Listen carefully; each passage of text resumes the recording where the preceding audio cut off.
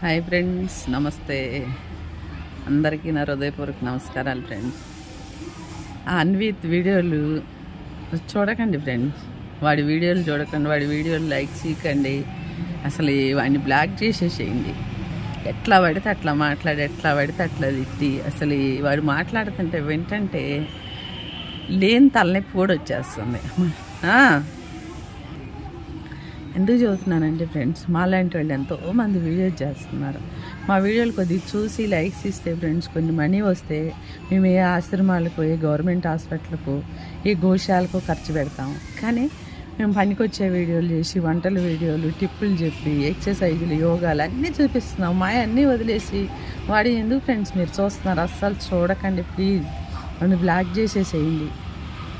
దేశాన్ని అవమానిస్తున్నాడు, భారతదేశంలో ఆడవాళ్ళని అవమానిస్తున్నాడు. అసలు వాడి మాటలు ఏంటంటే ఎంతమందికి ఎంత హెల్త్లు ఖరాబ్ అవుతున్నాయో అసలు నిజంగా చెప్తున్నా. ప్లీజ్ ఫ్రెండ్స్ వాడి వీడియో చూడకండి.